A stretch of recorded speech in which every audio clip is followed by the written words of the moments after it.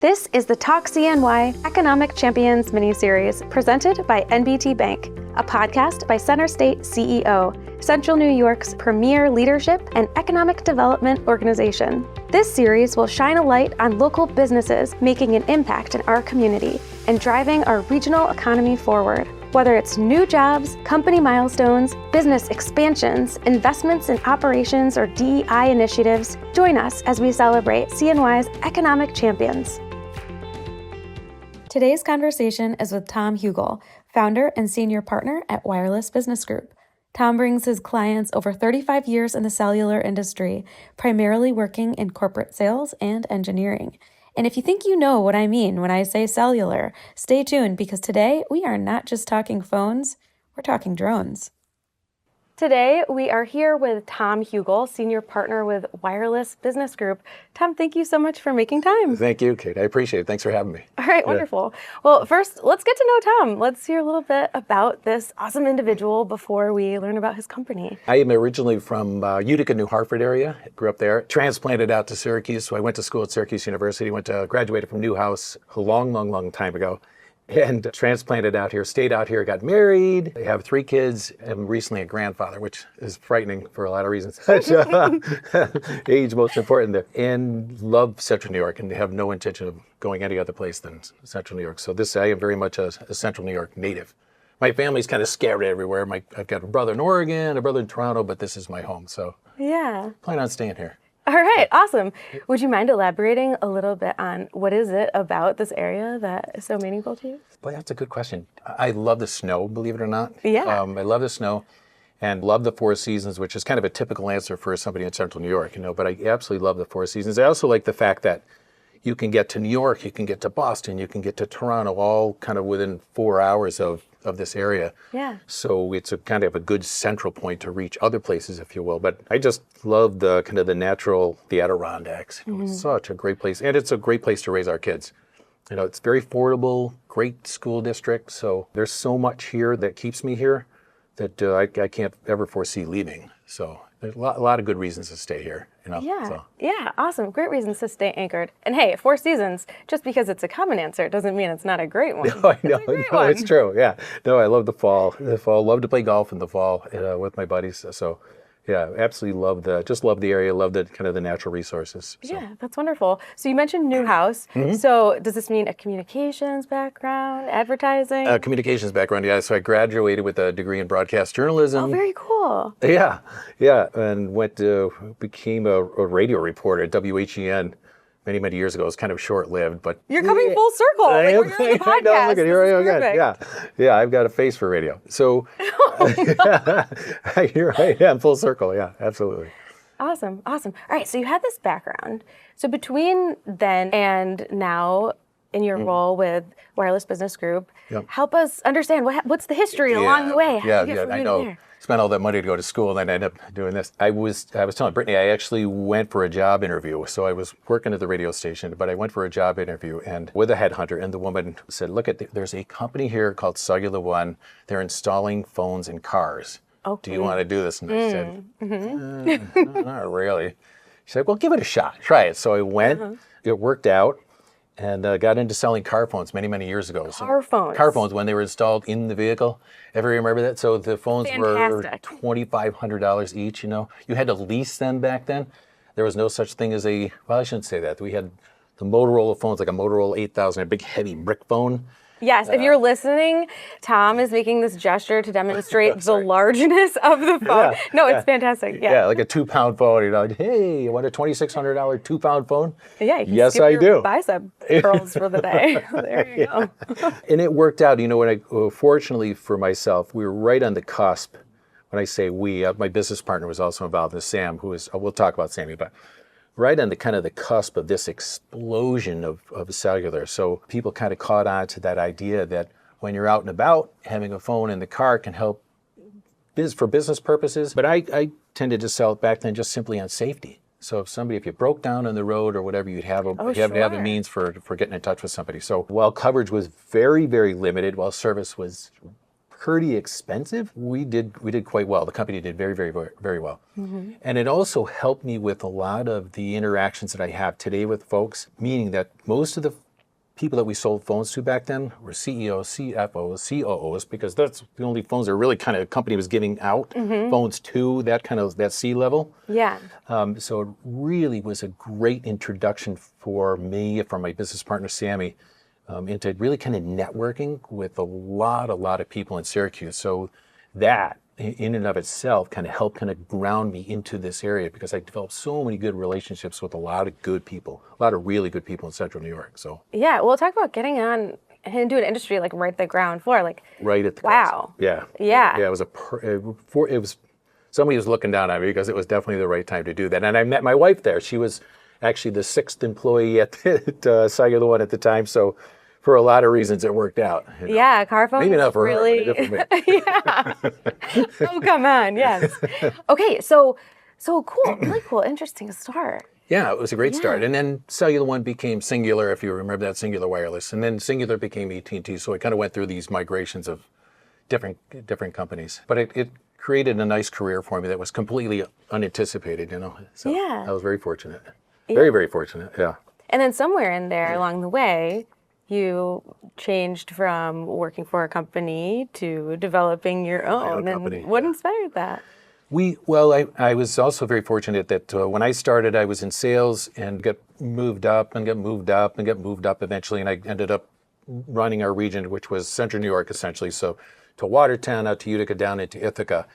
And it was eye-opening, let's just say that. But as a part of that, one of the things I was tasked with ultimately was kind of cutting our workforce. So I had to take a group of maybe 20 or 25 people that worked for me at the time, and tell them slowly but surely that you don't have a job anymore. So what we were cutting was That's really painful. It was painful. And we were cutting the customer service folks kind of out of the picture. Yeah. So as an example, Center State was a customer. And so we developed a great relationship with Center State. We'll be out here every quarter. We'll help look at your rates. We'll see what's going on. We'll make sure that you're always dialed into the right thing. And then I'm told by the company, you can't do that anymore. You can't go out and proactively tell them how to save money. If they call in, then you can do that, if they call in. But you can't proactively go to that customer and tell them that you're going to save them money. And again, Sam and I, my business partner, as we started to think about the company, we just saw the disconnect there, thinking we've developed so many good relationships with so many good people.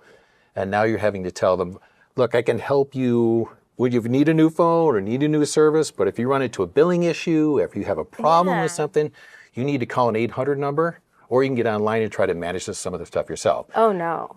Oh, no is right. Yeah. Oh, no is a big oh, no. And so what that has kind of transformed into today is that companies, a small to medium-sized company, which is what Wireless Business Group primarily focuses on. Yeah, can you define that even a little bit more? Because I know sometimes people are like, that's a good question. Little cloudy on it. We have customers that have 10 phones. We have customers that have 500 phones. We have customers that have 1,000 phones.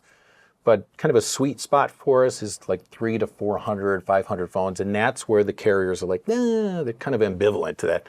They're kind of big enough, but they're still big enough where they can support it themselves. They can kind of figure it out themselves. Yeah. What an interesting insight, because, I surely wouldn't know. Oh, that's the spot. That's where you kind of get neglected. Yeah, right. Okay. Yeah. Good question. So the gap kind of opened up. And Verizon, by the way, was doing the same thing at that same time, kind of cutting their internal workforce from a support standpoint and telling the reps, go out and drive new business. You can do some of the back-end support in terms of technical support. When it came to the billing, everything kind of got handed off. And so Sammy and I saw that gap and thought, there's got to be a place for somebody to kind of fill that, kind of like outsourced IT.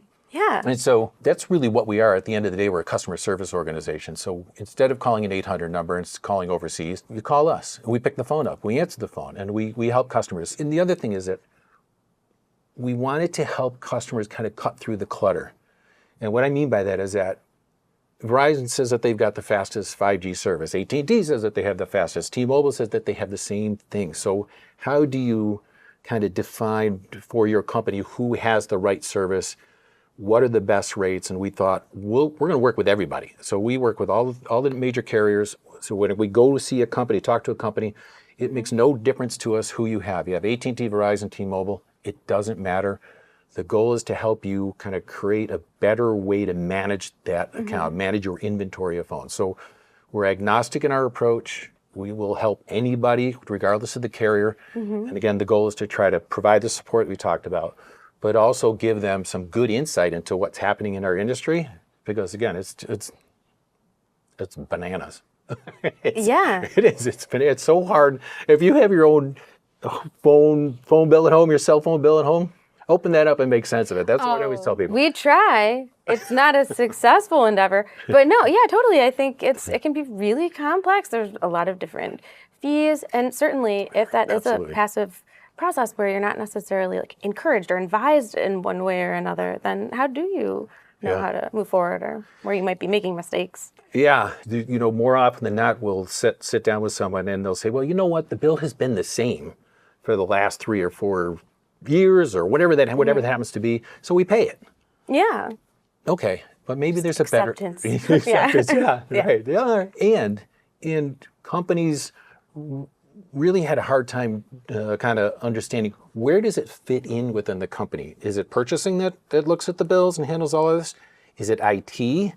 Because IT's got a hand in it in terms of provisioning devices, providing technical support. So who does it? Is it purchasing or is it IT? And we find that it's actually all of those things. And we find that it's also HR. So we get calls from customers that, I need a bill pulled, I need detail because we had employees involved in an accident. We need to see the texting, the calls at kind of during this time frame. So what we really quickly learned is that it reaches kind of every aspect of the business outside of just, hey, we're here to look at bills.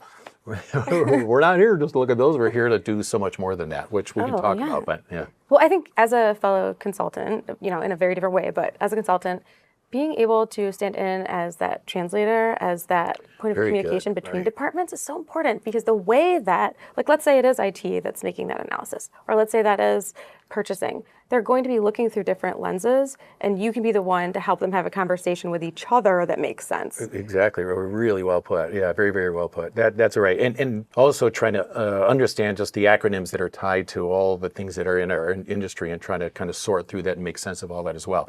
And it's really, over the years, kind of changed from here's a phone to talk on every once in a while. I remember when texting first came out, that was crazy, right? That changed everything. Actually, just a really quick story. So we had a guy come in from Nokia. He was manufactured from Nokia, and he's got a phone. He goes, hey, I can take this little cord and plug it in the bottom of the phone, and it's got a camera on it, and you can take pictures with it. And I'm like, you're crazy, because nobody. Yeah, I already have a camera. But I want my phone.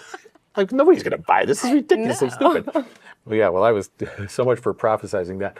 But anyways, so today, fast forward to today, and the landscape has changed dramatically. So now we're into Internet of Things. Now we're machine-to-machine connection. So as an example, we've been helping Upstate Hospital. They have a drone program, right? So they're delivering medical supplies and so on. Well, the drones have a little cellular module in it, have SIM cards in it to help them fly and track the device. So we're getting into things that we never, ever thought that we would get into when we first started, just kind of flipping pages, reviewing bills, and helping people on the technical side work through the smartphones, So the landscape has changed dramatically over the years, Actually, I'm so glad you pointed that out, because if you are thinking wireless business group, okay, cell phones, that's it, you'd be way off, right? So can you list some more of, when we think IoT, like what other things might a company be working with that would be applicable and something you could be helpful? Yeah, so drones obviously was one example of that. Wireless backup. So we work as an example with Kinney Drugs. We do some work with Burn Dairy. Got a retail location. The internet goes down in that location. Where's the backup? Well, now it's less expensive to do that by way of cellular. So that GPS tracking. So if you're trying to track your fleet of vehicles, there are thousands and thousands and thousands of different kind of applications that go along with the Internet of Things and go along with data. Especially with the introduction of 5G. So 5G has really kind of changed the landscape of our business. And 6G, by the way, is not that far away. Oh, is that right? Yeah, probably by 2030, maybe. It's hard to say 2030 is far away. Let's have a moment of education, though. 6G, for anyone who's like, what? Yeah. Can you tell us anything? Well, let's start with 5G. Okay. So right now, the carriers are in the throes of moving from 4G to 5G. And I know you see that in right now, about 40% of Americans right now have 5G devices of some sort.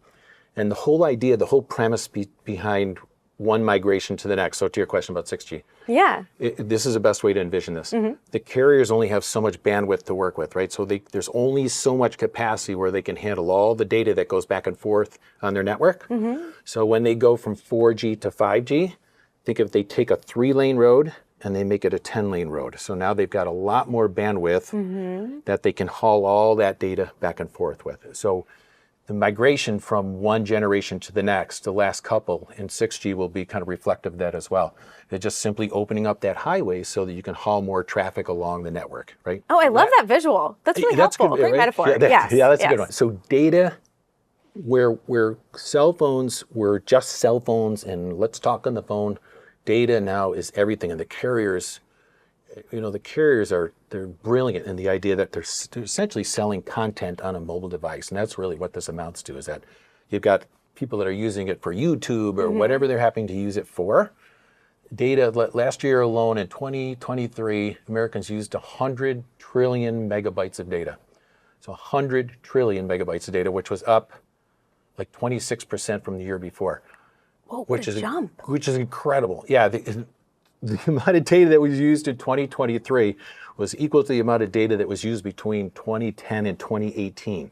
So this 8-year stretch, in 1 year, Americans kind of, equal that. So data is driving everything. Data, and so to that end, that's part of what we need to help companies manage. It's like manage it from a security standpoint. Okay, you've got employees. This is an extension of my desktop, right?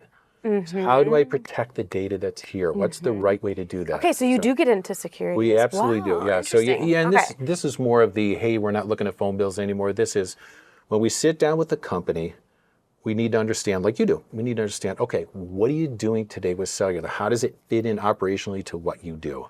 Yeah. What's the process? What's your policy? Well, I don't really have a policy. Well, you need to have a policy. Or let us look at that policy and let's work on the policy. And once we've got that, this is exactly what we did with Cornell, by the way. So we sat down with Cornell and said, what are you doing today? This is what we're doing. All right, let's work on doing this. And so we created process, procedure for them. So anytime somebody's onboarded, we know what phone they're getting, we know what rate plan they're going on, we monitor their data, we see exactly what they're doing, and we provide the technical support behind it. Somebody's offboarded, we do the same thing. All right, let's clean the device, and so on and so forth. So there's so much more to it today than there ever used to be, but a part of that is creating a policy, a procedure, and a process, and a part of that is to protect the data. It's to make sure that you're protecting a company's data. So if somebody leaves a phone at an airport, you can remotely wipe it. You can wipe it so that you take everything off of that phone. Privacy is protecting your data has become a large part of what my business partner does. By the way, so I have to take a minute about my business partner. Please do. Sammy's my business partner. Sammy and I started the company. It'll be 19 years next June. And he is far and away one of the smartest people I have ever met. He is the architect behind our business. If it wasn't for Sam, I'd probably have 3 jobs right now because he set the pricing. He's got a better business mind. He's just a sharp, brilliant guy. And I owe everything to Sammy. He's been a fantastic partner. I'd be remiss if I didn't say something about Sammy on this, because he's just fantastic. I'm very, very fortunate. By the way, you asked about backdrop. Sam's 7 years younger than I am, and we grew up like 2 blocks from each other in Utica. Is that right? And never knew it, and they come to find out, wait, where did you live? That's so fun. What a serendipitous thing. I know, right? Isn't that crazy? Yeah, it is. Yeah, we had a couple things like that. His mom's birthday is the same as my mom's. We had a few things that were pretty quirky, but anyways. So I wanted to talk about Sammy for a second. When we started working with Cornell years ago, the gentleman there who I am indebted to, the gentleman who got us involved with Cornell, he said, do you do any type of cell site work? And I had done some of that when I was at Cellular One. And so he brought us in to do that type. And what that means is that anytime the carrier approaches the university about putting a site on their campus or upgrading the site from 4G to 5G, I get involved. So because I'll help them go through the lease, I'll help them understand the business terms, I'll help kind of facilitate that conversation between AT&T and Cornell or Verizon and Cornell and help facilitate that conversation. And they have, thankfully have referred us to other people like SU and George Washington University. So that is kind of an unexpected arm of our business and has really fostered a whole nother kind of avenue for us to do some work, including helping customers with in-building coverage. So as an example, Upstate Hospital many, many years ago, if you walk through the basements or certain parts of the hospital, there's your cell phone wouldn't work. So we worked on a solution to wire the entire facility with small antennas and cabling that runs through the entire hospital, so that whether you're in the basement or a closet or wherever it happens to be in the hospital, your cell phone. Even in a closet. Even in a closet, yeah. And so that work has really kind of spun off into, we've done some work with Krause Hospital lately, but we're doing a lot of work with Upstate and with Cornell. It's been a nice kind of foray into a different part of, looking through bills, let's say that. Yeah, absolutely. And obviously a practical part of a solution, but also an emotional one. I think we all know what it feels like to not have bars when we need them. Isn't that crazy? Yeah. People expect cellular coverage everywhere these days. They really do. It doesn't matter where you go, So yeah, it's true. Well, you know what, and also from really, probably most importantly, from a safety standpoint. Yeah. So unfortunately, when the shootings happen on like a campus, the school sends out a broadcast, like you can opt in to get a text message to say, hey, if there's something going on in a certain part of campus, we want to know about it. Right. If you're in the basement of a building and there's no cellular coverage, like Cornell as an example has a couple of buildings where there are 3 or 4 stories underground, right? So we're not getting a cell call into that unless we've got some sort of solution to it. Heaven forbid there's an issue on the campus, you want to get that text alert, hey, there's something going on, whether it's a fire or whatever it happens to be. So outside of the idea of just being able to use your phone for convenience sake, it's just as important for emergency purposes to make sure that happens. So, yeah, that makes a lot of sense. Yeah, and the solutions are big and small. So we've got some really small applications, some small offices, small businesses that work with just, hey, I've got a warehouse, it doesn't have any coverage. And there are very simple solutions for that to help improve things like that. So yeah, very cool. Now, let's talk about current events and really, what's been happening over the last 2 or so years, really right in that about just over 2-year mark since we knew that Micron was going to be coming. Right. We knew that there would be this phenomenal economic impact because of that and has been. So tell us how that has affected your business. What have you noticed so far? Well, what's really interesting, Kate, is that we are a really good barometer for the business industry. We're a really, really good barometer. And the reason I say that is if a company is struggling, we know. They're laying people off, they're letting people go, they're cutting phones, so. Conversely, if they're doing well, they're adding phones, business good, we see that. We see that firsthand. I keep saying we're fortunate because we are, but we deal with like JMA. So when JMA became JMA years and years ago, they had 20 or 30 phones. Today, lots of phones, and they've done really well. So we see that growth. We've seen it beyond the 2-year stretch, if you will, with the announcement of Micron.